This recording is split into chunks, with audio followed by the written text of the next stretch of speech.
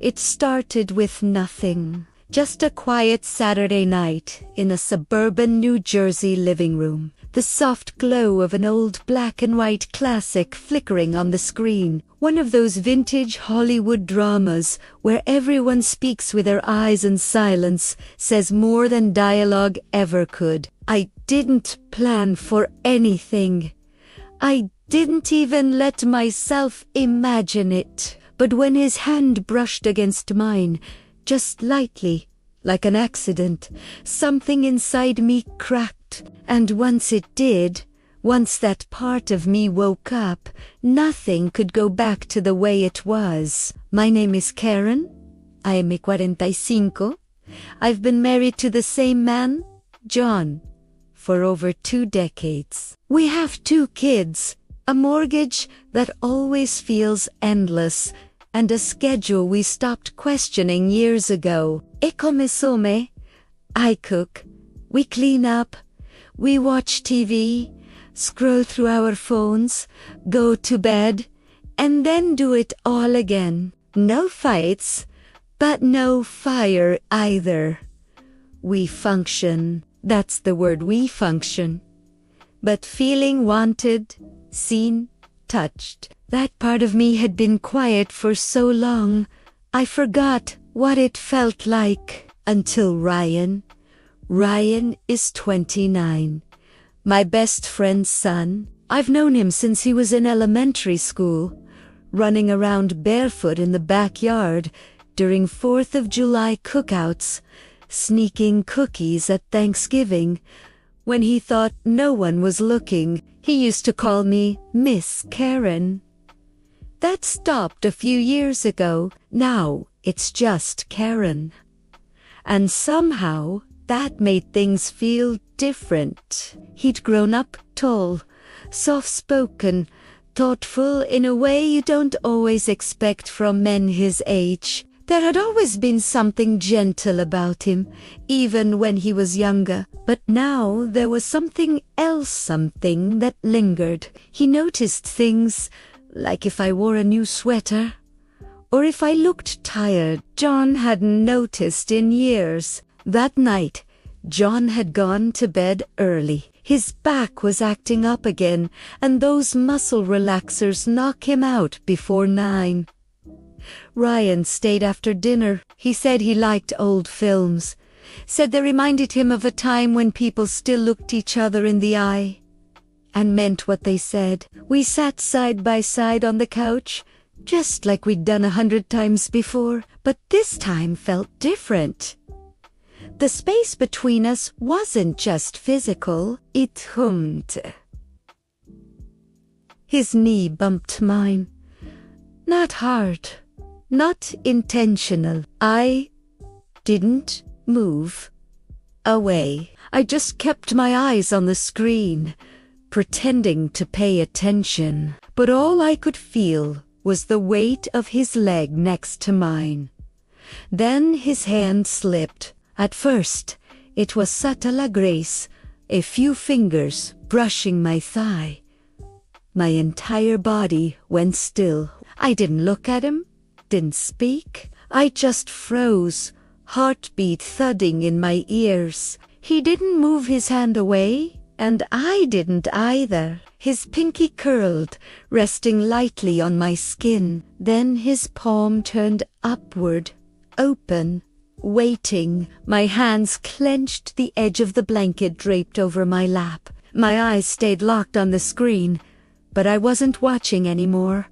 All I felt was the heat beneath his touch. Then, in the quiet, I heard his voice, barely a whisper. "You okay?" I nodded.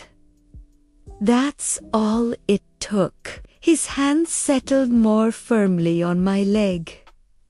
Not demanding, not controlling, just steady, present. My skin burned beneath his fingers. I parted my lips to say something, anything, but nothing came out. Then his thumb moved, slow and deliberate.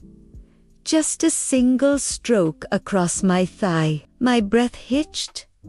My legs then said, then soften. And I didn't stop him. I didn't even want to. His hand inched higher, warm, calm, knowing. I shifted slightly. My knees parted just a little, and suddenly everything I'd told myself for years, that I didn't need this, that desire was for people in their 20s, that John and I had simply matured into quiet peaswelt, like a lie. I'd swallowed so many times, I forgot it was one. Ryan didn't look at me. He kept his eyes on the movie. His fingers slipped just beneath the edge of my shorts. Slow, warm, deliberate. I couldn't breathe. I was shaking not in fear, but in recognition, like my body was remembering what it had once been. Then he leaned in, not to kiss me but to whisper, "I'll stop if you want." I couldn't answer because I didn't want him to stop. I wanted to feel, to be seen, to be touched like I mattered. He touched me like I was something rare, like he'd waited for this. And this was the moment. When I finally turned to him, I kissed him. It wasn't planned. It wasn't polished.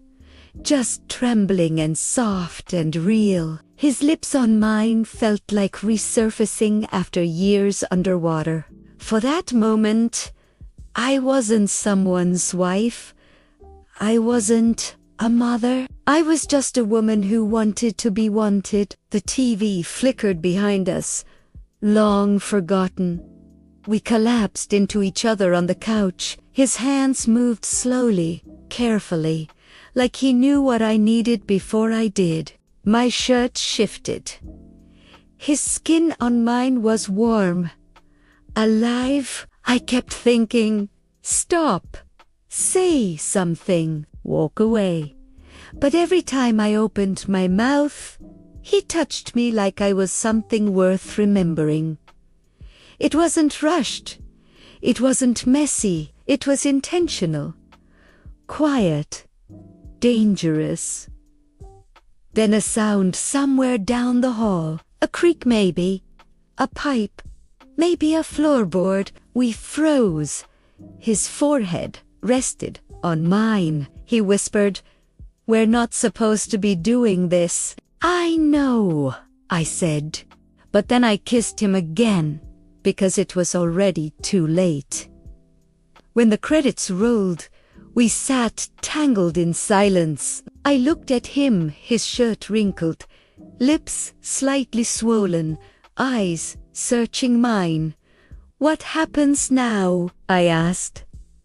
He didn't answer. The next morning, I stood in the kitchen with a full cup of coffee I hadn't touched. I heard the bathroom door click open. He passed by without a word, filled a glass at the sink, and left it there between us.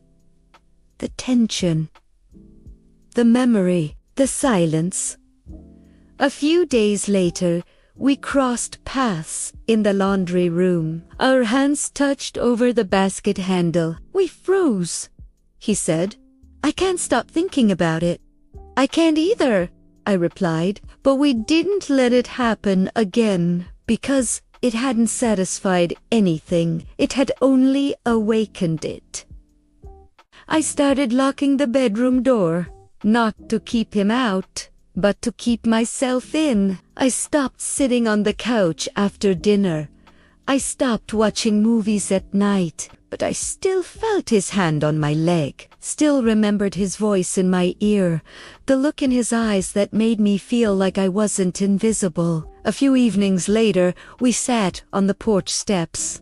The sky above us turned gold, then pink. The kind of summer sunset that makes everything feel softer than it is. He sat at the other end, not far, not close. "You've been quiet lately," he said.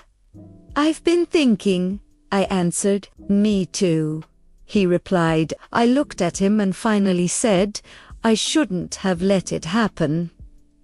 But you did, he said, and I didn't stop you. The air between us hung heavy, a silence that didn't offer peace, only gravity. When he stood up and walked away into the dusk, I didn't stop him. I didn't even say goodbye. I just watched until the dark swallowed him. Inside, John was washing dishes. I stood in the doorway, wineglass in hand. He turned slightly and asked, "You okay?" I nodded, but I wasn't. Because the worst part wasn't that it happened. The worst part was that I wanted it to.